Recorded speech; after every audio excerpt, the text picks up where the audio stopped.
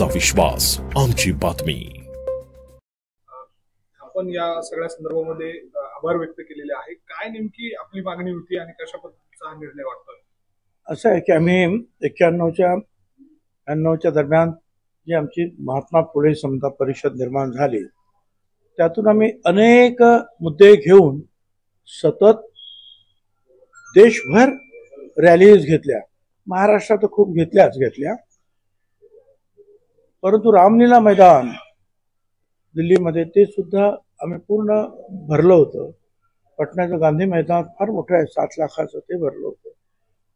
Haryana, Punjab, Rajasthan, UP, MP सगळीकडे आमच्या Rallis झाल्या। त्याच्यातली पहिली मागणी ही होती की आपण आमची जात गणना करा। सगळीकडे आमची ही सतत मागणी, जिथे जिथे आमच्या रॅलीज झाल्या महाराष्ट्रात, महाराष्ट्राच्या बाहेर, त्या ठिकाणी आम्ही हीच मागणी केली, आमची जात गणना करा। याचं कारण असं आहे की 1931 साली इंग्रज सरकारने जात गणना केली, पण त्याच्या अगोदर 6-7 वेळा ज्या काही त्यांनी जनगणना केली त्यामध्ये ते त्यांनी केली होती। शेवटची 1930-31 साली, 31 सालचं, त्याच्यानंतर जे महायुद्धाला सुरुवात झाली त्यामुळे ते सगळंच बंद पडलं। त्याच्यानंतर स्वातंत्र्य मिळालं आणि स्वातंत्र्य मिळाल्याच्या नंतर ज्या जनगणना झाल्या त्याच्यामध्ये जात गणना काही झाली नाही। हे कशासाठी आम्हाला हवं आहे? उगीच काहीतरी कोणाला कामाला लावायचं सरकारला म्हणून नाही। पण मंडल आयोगाने आम्हाला सांगितलं की त्यांनी तो अभ्यास केला देशभर आणि 54% हे ओबीसी आहेत संपूर्ण देशामध्ये, भटक्या विमुक्त आणि ओबीसी,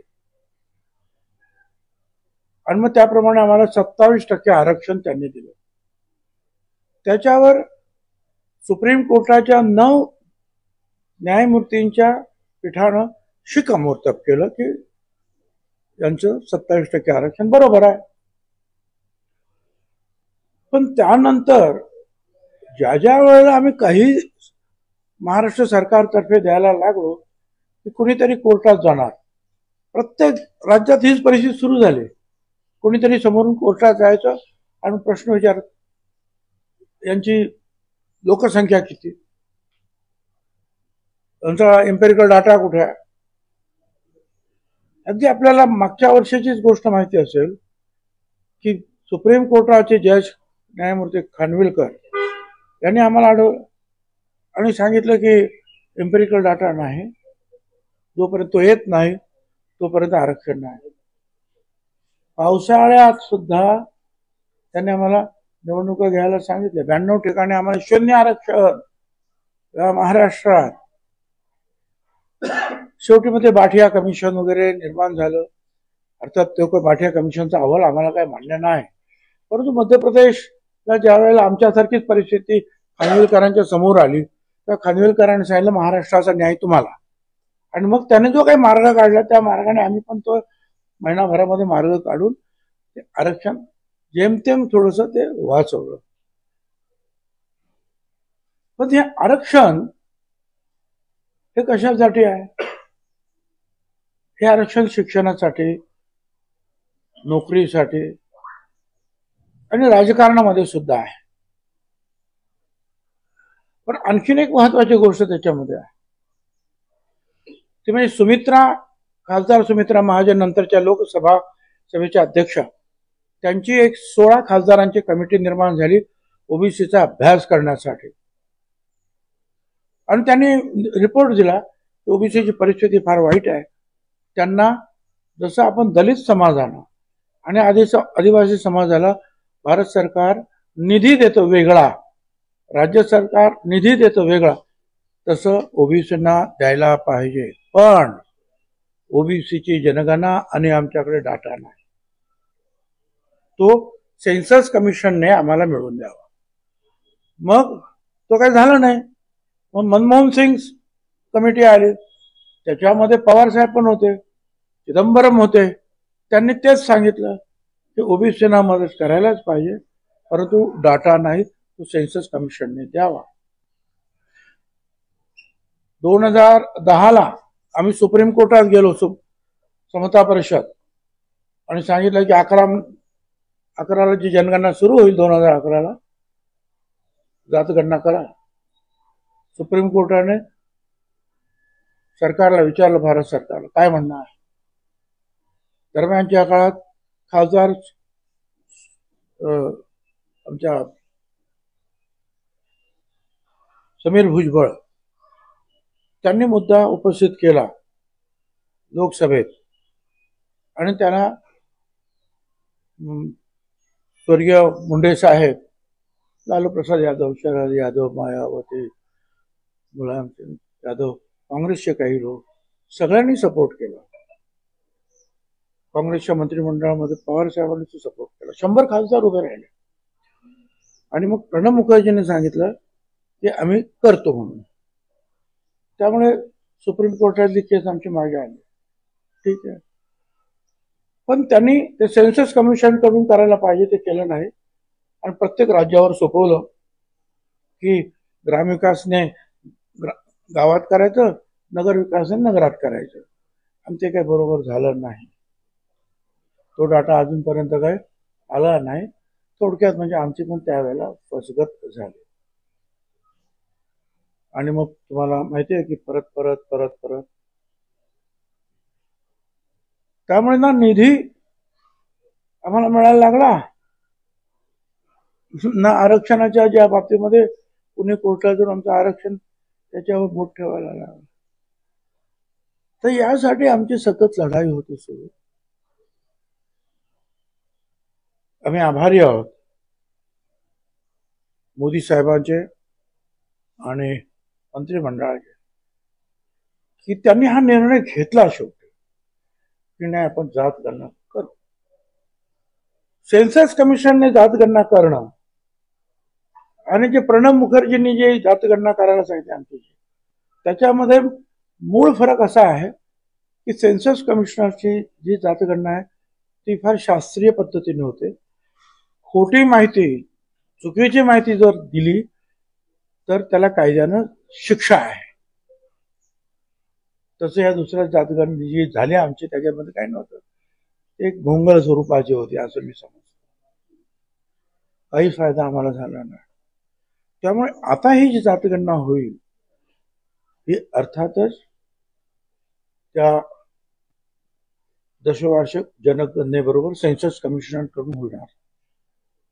मला आठवतं 2019च्या काहीतरी दरम्यान निवडणुकीच्या वेळेला अगोदर काहीतरी राजनाथ सिंग यांनी सांगितलं, मला 2019 नंतर या 24 साठी ज्या वेळेला 21 साठी सुरू होणार होते त्याच्या अगोदर सांगितलं होतं.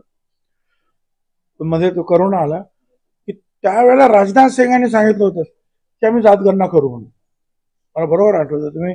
तुम्ही जे वर्तमान मीडियाचे जे आहेत ते वर्तमानपत्र वगैरे काढा शोधून तुम्हाला काय असेल.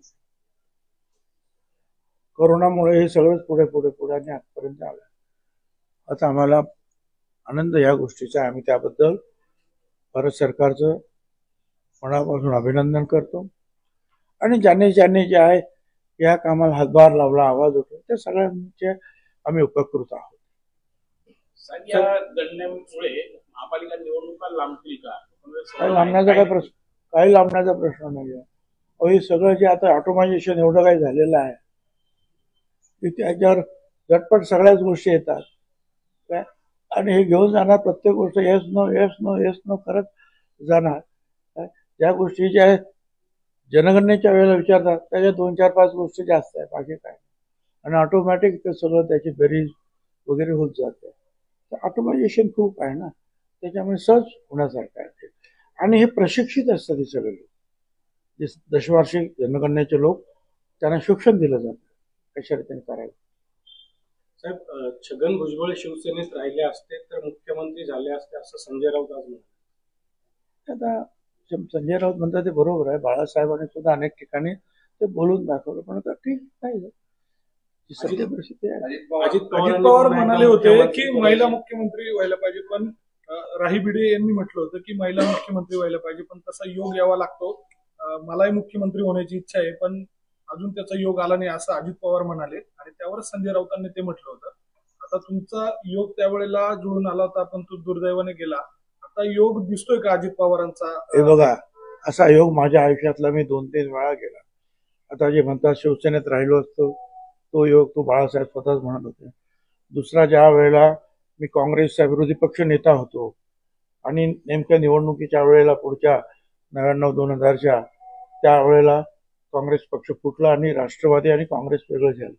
त्यावेळेला सुद्धा अगदी काँग्रेसच्या सर्व नेत्यांनी फोन करून सांगितलं की तुम्ही जाऊ नका काँग्रेस सोडून, आम्ही तुम्हाला पुढचा मुख्यमंत्री आजच जाहीर करतो. त्याला कलमाडे ते साक्षीदार आहे, मुकुल वासनिक साक्षीदार आहे. त्याच्यानंतर आमचे खोडके म्हणून आता जे आमदार झाले ते माझ्यावर होतीच. त्या 10 काय म्हणतात तिथे 8N जो बंगला होता तिथे काम करत होते त्यावेळेला. पण मी पवार साहेबांची साथ धरली आणि त्यामुळे निवडणुकीमध्ये काँग्रेस आमच्या विरोधात थोडंसं पुढे गेली आणि एकत्र आल्यानंतर काँग्रेसचे लोक जास्त निवडून आले होते. त्यामुळे ती संधी विलासरावांना मिळाली. आमचे निवडून आले सुद्धा मला मिळाले. पण ठीक आहे, सगळ्याच गोष्टी आपल्या मनाप्रमाणे होतात असं नाही. आता सगळ्यांनी इच्छा धरायला काय हरकत नाही, शुभेच्छा द्यायला आपली काय हरकत आहे. अजित पवारांनी पण पुन्हा एकदा मुख्यमंत्री पदाची इच्छा बोलून अरे का कारण आहे, तेव्हा राजकारणामध्ये जो येतो तो अशी अपेक्षा घेऊनच येतो. मला नगरसेवक व्हायचं आहे, मग महापौर व्हायचं आहे, आमदार, मंत्री, मुख्यमंत्री व्हायचं, मग मला दिल्लीत जायचं आहे. काय तुम्ही सुद्धा अपेक्षा करताच ना की कधीतरी जे आहे ते काय तुमचं ते प्रमुख होत पुढे संपादक पर्यंत व्हावं असं वाटतं की नाही तुम्हाला? वाटतं सगळ्यांना, का वाटू नये? मेहनत करावं, येईल योग. साहेब, अबू आझमींनी सध्याच्या तणावाच्या परिस्थितीमध्ये अबू आझमींनी असं स्टेटमेंट केलंय, पॅलेस्टाईनचे झेंडे कोणी जाळले, विरोध केला तर आम्ही त्याच्या विरोधात आंदोलन करणार. हे बघा, आपण काश्मीरचे मुख्यमंत्री काय म्हणाले, ओमर अब्दुल्ला, किती गंभीर विधान आहे त्यांचं आपल्या देशाच्या बाजूने. त्यांचे वडील काय म्हणाले, शेख अब्दुल्ला, किती उत्तम प्रकारचे विधान त्यांनी केले. त्याहीपेक्षा श्रीनगर पासून तर पहलगाम मध्ये पहिल्यांदाच आम्ही हिंदुस्थानी आहात, हिंदुस्थान जिंदाबाद अशा मोठ्या मिरवणुका पहिल्यांदा निघाल्या. या देशाप्रती आदर व्यक्त करणाऱ्या हजारोच्या घोषणांनी ज्या पहलगाम, श्रीनगर, सगळं काश्मीर आनंद, ते महत्वाचं. बाकी ते कोण काय बोलतात त्याच्यावर लक्ष देण्याची काय आवश्यकता नाही. आपल्या पक्षाकडून 3 मेला राज्याच्या माजी मुख्यमंत्र्यांचा सत्कार करण्यात येणार आहे, कार्यक्रम आयोजित करण्यात आला आहे आणि अनेक मुख्यमंत्र्यांनी त्याकडे पाठ फिरवल्याचं म्हटलं जातं. त्यामध्ये उद्धव ठाकरे, एकनाथ शिंदे, शरद पवार यांनी सुद्धा नकार दिला आहे. एकनाथ शिंदे माजी मुख्यमंत्र्यांचा सत्कार करण्यात येणार आहे आज. सुशील कुमार शिंदे नाही, यामध्ये शरद पवार, उद्धव ठाकरे आणि एकनाथ शिंदे यांनी कार्यक्रमाकडे पाठ फिरवली आहे. देवेंद्र फडणवीस, नारायण राणे आणि सुशील कुमार शिंदे, अशोक चव्हाण येणार आहेत. 4 मंत्री येणार नाही, बाकी येणार नाही. उद्धव ठाकरे येणार नाही आणि एकनाथ शिंदे. काही त्यांना काही काम असेल, काही अगोदरच्या काही अपॉइंटमेंट्स असतील आणि काही जणांनी सांगितलं की बा राजकीय कार्यक्रम आहे त्यामुळे आम्ही जाऊ शकणार नाही. एनडीसीसीच्या प्रशासकाने, 3ऱ्या प्रशासकाने पण राजीनामा दिलेला आहे. एकूणच एनडीसीसी बँक जी डबघाईला आली आहे ती म्हणजे आपण रिझर्व्ह बँकेने सुद्धा त्याचा परवाना रद्द केला जाईल असा इशारा दिलेला असताना प्रशासकाने राजीनामा दिला. 1-1.5 वर्षापूर्वीच रिझर्व्ह बँकेचं ज्या नोटीस आलेली आहे त्याच्यानंतर त्यावेळेचे सहकार मंत्री दिलीप वळसे पाटील आणि त्याच्यानंतर अर्थमंत्री अजित पवार यांच्याकडे मीटिंग झाल्या आणि ही बँक वाचवली पाहिजे याच्यासाठी खूप विचारमंथन झालं आणि आम्ही सांगितले पहिली गोष्ट ही करा की या बँकेची निवडणूक घ्यायची नाही आणि त्याच्यावर चांगले प्रशासक पाठवा. अगोदर पाठवले ते काय बरोबर काम नव्हतं, मग आणखी दुसरे प्रशासक त्यांनी पाठवले आणि त्या प्रशासकाला काम करू द्या. मला असं कळत आहे, जे वर्तमानपत्रातून सुद्धा आलं, की अलीकडच्या काही काळामध्ये काही राजकीय नेत्यांनी जे काही भाष्य केले किंवा निर्णय घेतले, त्याच्यामुळे त्यांचं असं म्हणणं आहे त्या प्रशासकांचं की मी जे टार्गेट आहे ते पूर्ण करूच शकत नाही. पूर्णपणे व्याज माफ करा, थांबा, 3 महिने थांबा, वसुली करू नका. मग मी काय करू शकतोय? मी जर ठराविक ती रक्कम जमा करू शकलो नाही तर ती बँक, रिझर्व्ह बँक ताब्यात घेणार. नुकसान कोणाचं होणार आहे? नाशिकच्या आणि जिल्ह्याच्या लाखो शेतकऱ्यांचं नुकसान होणार. काही थोड्या गोष्टी ज्या आहेत आपण फायद्याच्या पाहतो आहोत, त्याच्यामुळे लाखो शेतकऱ्यांचं नुकसान होणार. तर काही लोक शेतकऱ्यांना काय सांगतात, नाहीपेक्षा 800-900 कोटी रुपये महाराष्ट्र शासनाने बँकेला दिले पाहिजे, तर ही बँक वाचणार. बँक वाचणार कशी काय? आणि मग त्यासाठी जे आहे त्यांना असं वाटलं की मी जर अशा रीतीने जर वेगवेगळ्या ज्या गोष्टी जर घडत असतील, वसुलीच्या आड येत असतील, तर वसुली होणार नाही आणि मग तो ठपका माझ्यावर येईल की मी काही करू शकलो नाही आणि बँक, रिझर्व्ह बँकेने खारिज केली. मला असं वाटतं की त्या उद्योगापोटी त्याने राजीनामा दिलेला असेल. संजय राऊतांनी शरद पवारांवर थेट असा आरोप केलाय की पहिले पवारांनी अमित शहा यांचा राजीनामा मागायला पाहिजे होता, जे विरोधी पक्षामध्ये आहेत. पहलगामचा हल्ला झाला, आता सगळेजण सरकारला समर्थन करत आहेत, परंतु पहिले राजीनामा मागा आणि मग नंतर समर्थन करा, असं पवारांचं नाव घेऊन थेट बोलले संजय राऊत. पवार साहेबांचं आयुष्य गेले राजकारणात. संरक्षण मंत्री म्हणून सुद्धा त्यांनी काम केलं. देशापुढे प्रश्न काय आहेत त्यांना चांगली त्याची कल्पना आहे. कुणाचा राजीनामा कधी मागायचा, शासनाच्या पाठीमागे उभं राहणं याचा अर्थ सैन्याच्या पाठीमागे उभं राहणं असा आहे. जे आमचे जे आहेत पायदळ आहे, नौदल आहे, हवाई दल आहे, त्यांच्या पाठीमागे खंबीरपणे उभं राहणं असा त्याचा अर्थ आहे.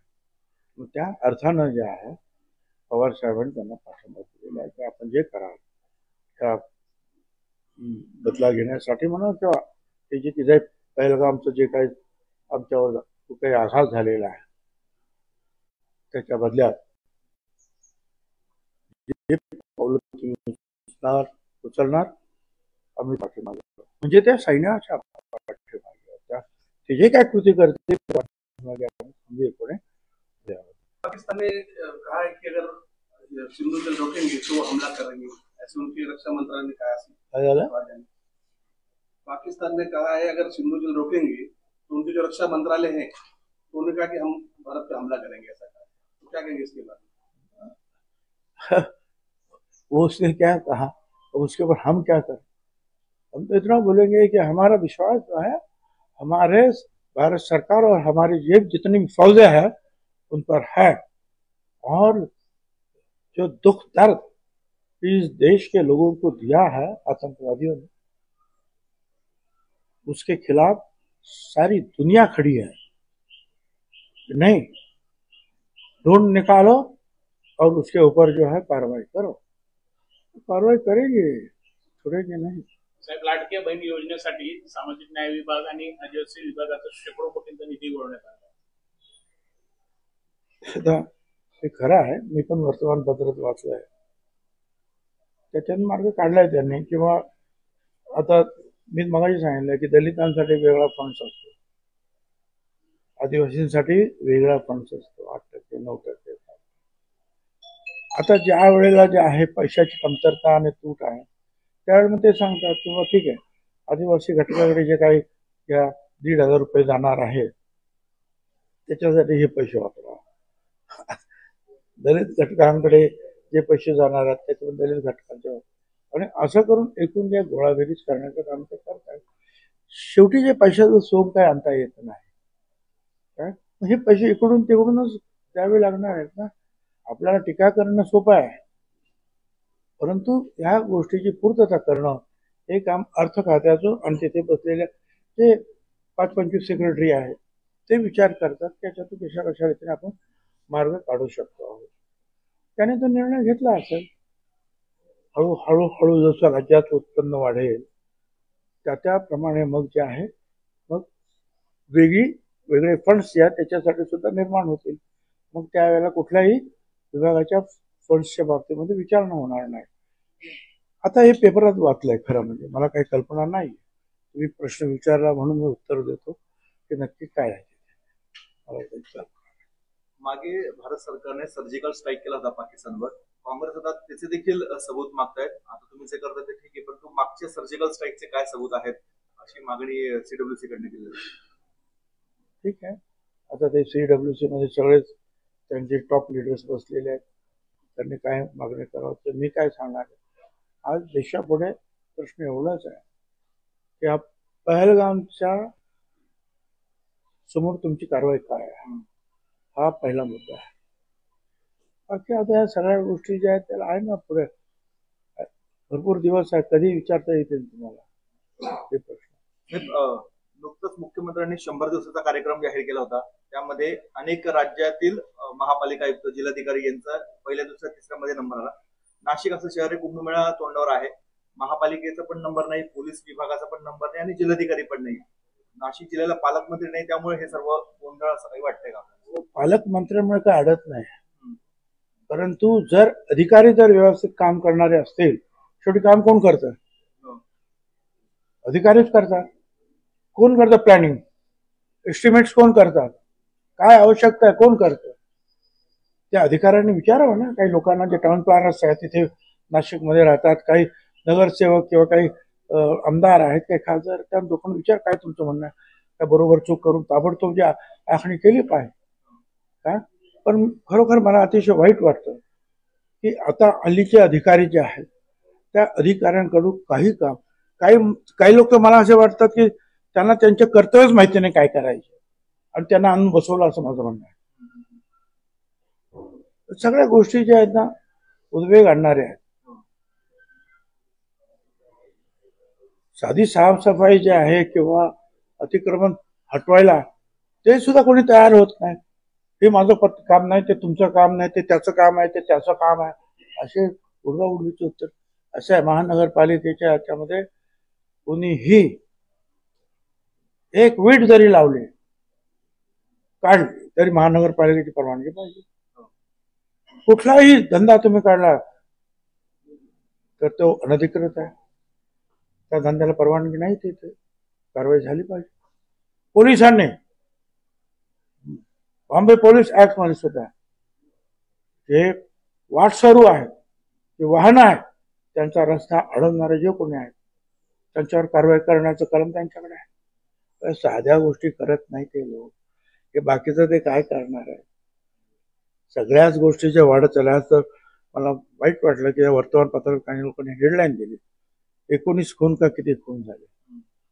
पूर्वी आमच्याकडे जे नाशिकमध्ये नुसता चाकू हातात घेतला ही गावभर यांनी चाकू काढला पाहिजे. आता तर काय सवय झाली आम्हाला सुद्धा वाचण्याची. मला असं वाटतं की कलेक्टर असेल, कमिशनर असेल, पोलीस कमिशनर असेल आणि जे प्लॅनर्स असतील त्या जिल्ह्याचे, त्यांची भूमिका याच्यामध्ये महत्वाची आहे. वाटेल अगोदर काय केलं, आराखडा केला तुम्ही 16,000 कोटी का 17,000 कोटी रुपयाचा. काय डोकं लावलं? 17,000 कोटी कोण देणार आहे तुम्हाला? काही ठीक. आता म्हणतात आम्ही रिंग रोड करणार. कुंभमेळा 2 वर्षावर आलेला, कधी ऍक्विजिशन करणार, काय करणार, काय त्यांना माहिती आहे की नाही मला कल्पना नाही. की मागच्याच वेळेला आपण 2 रिंग रोड केलेले आहेत. एक इनर रिंग रोड आहे, एक आउटर रिंग रोड आहे. तो आउटर रिंग रोड मी जाऊनच आलो त्या दिवशी. त्र्यंबकेश्वरून मी ज्या पावनायला गेलो, अतिशय उत्तम रस्ता, पहनेवरून जातो. सगळे आता जिथे खराब झाले ते रुंद करा, चांगले करा. इनर रिंग रोड जे आहे त्याचे काही काम आहे ते व्यवस्थित करा, चांगले करा. नवीन रिंग रोड करायचं कारण माझं काय हरकत नाही. किती अडचण आहे. पहिल्यांदा ती गोदावरी नदी स्वच्छ तर करा.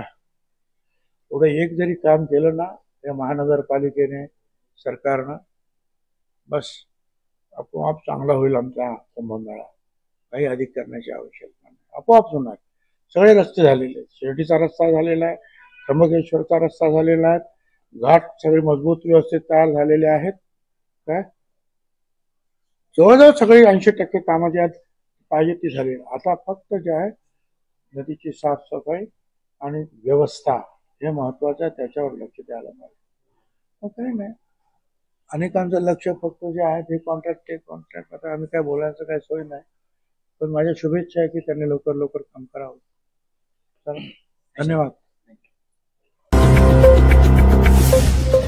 आपलं शासन, तुमचा विश्वास, आमची बातमी.